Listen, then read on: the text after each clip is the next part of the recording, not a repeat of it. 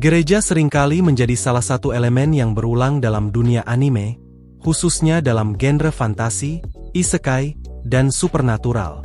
Namun, menariknya, institusi ini kerap digambarkan sebagai organisasi antagonis atau kelompok dengan motif tersembunyi yang tidak selalu mencerminkan nilai-nilai moral yang mereka ajarkan. Hal ini melahirkan pertanyaan, mengapa konsep gereja dalam anime sering dihubungkan dengan perbuatan jahat? Representasi gereja dalam anime. Gereja dalam anime biasanya digambarkan sebagai institusi yang memiliki kekuatan besar, baik secara politik maupun spiritual. Mereka seringkali menjadi simbol otoritas, pengendalian masyarakat, dan dogma yang tidak bisa diganggu-gugat.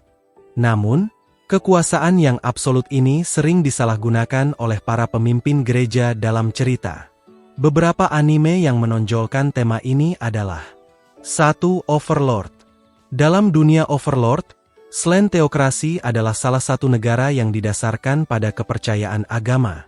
Meski awalnya terlihat religius, mereka sebenarnya adalah kelompok supremasi ras manusia yang memusuhi ras lain, dan menyatakan bahwa ras manusia selalu lebih superior. 2. Fullmetal Alchemist Brotherhood. Kota Lior, dalam serial ini, memperkenalkan seorang pendeta bernama Cornello yang memanipulasi penduduk menggunakan agama. Cornello menggunakan keajaiban palsu untuk mengontrol masyarakat demi kekuasaan pribadi. Plot ini mengkritik pemimpin agama yang menggunakan iman untuk keuntungan pribadi. 3. Mushoku Tensei. Dalam serial ini, agama milis memiliki pengaruh besar. Namun, sisi gelap dari institusi ini terlihat melalui manipulasi dan diskriminasi terhadap kelompok tertentu, seperti ras iblis. Konflik ini mencerminkan bagaimana dogma agama dapat menjadi alat penghakiman yang tidak adil. Penyebab representasi negatif. Ada beberapa alasan mengapa gereja seringkali digambarkan jahat atau korup dalam anime. 1. Kritik terhadap kekuasaan absolut. Dalam sejarah dunia nyata, institusi agama telah lama dikaitkan dengan kekuasaan politik. Anime sering mencerminkan sejarah ini, di mana kekuasaan absolut dapat membawa korupsi. Kisah-kisah seperti ini menjadi pengingat bahwa kekuasaan tanpa pengawasan dapat membahayakan masyarakat. 2. Konflik antara dogma dan kebebasan individu. Banyak anime mengangkat tema kebebasan individu melawan doktrin yang ketat. Gereja sering menjadi simbol aturan kaku yang menekan kebebasan. 3. Drama dan kompleksitas cerita. Menempatkan gereja sebagai antagonis seringkali memberikan lapisan moral yang lebih dalam pada cerita. Konflik yang melibatkan kepercayaan, spiritualitas, dan moralitas dapat membuat cerita lebih kompleks dan menarik. 4. Inspirasi dari mitologi dan sejarah.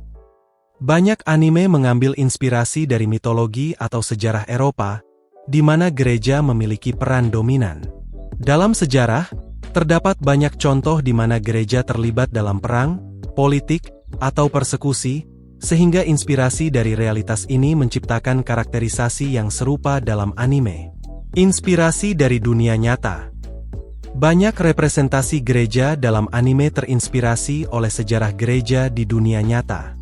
Dalam sejarah, gereja seringkali memainkan peran yang signifikan dalam politik, budaya, dan masyarakat. Namun, kekuasaan yang besar ini tidak selalu digunakan untuk kebaikan, melainkan kadang disalahgunakan. Beberapa contoh sejarah yang relevan adalah 1. Inkuisisi. Inkuisisi di Eropa pada abad pertengahan adalah periode di mana gereja Katolik mengadili dan menghukum mereka yang dianggap sesat. Proses ini sering disertai dengan penyiksaan, eksekusi, dan perampasan harta benda. 2. Kolonialisme dan penyebaran agama. Selama era kolonial, agama sering digunakan sebagai alasan untuk menaklukkan dan menguasai wilayah baru. Para misionaris membawa agama ke berbagai belahan dunia, tetapi seringkali bersamaan dengan penindasan budaya lokal dan eksploitasi ekonomi. 3. Korupsi di abad pertengahan. Gereja pada abad pertengahan memiliki pengaruh besar terhadap kehidupan masyarakat, termasuk dalam hal politik dan ekonomi.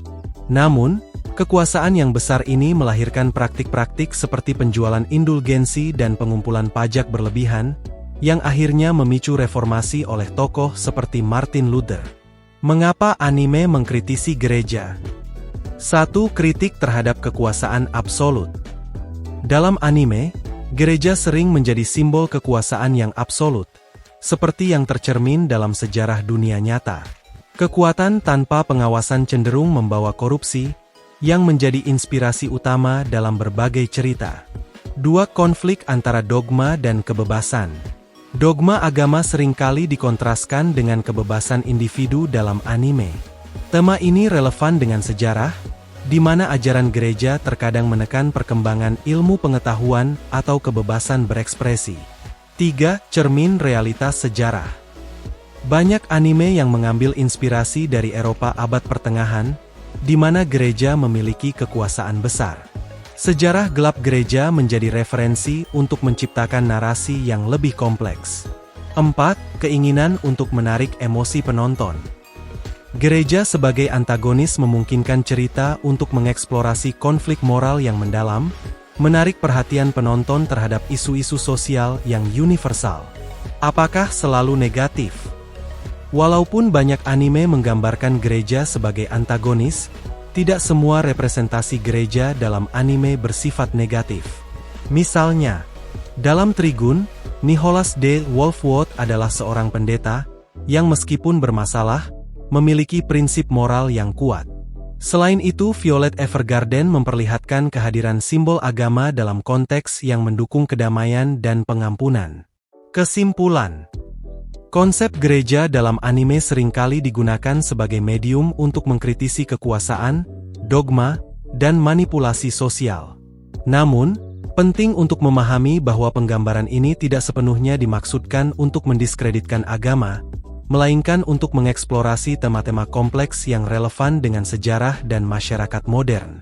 Melalui sudut pandang ini, anime menjadi media yang menarik untuk menyampaikan cerita yang menantang, memaksa penontonnya untuk merenungkan hubungan antara kekuasaan, moralitas, dan kepercayaan. Terima kasih.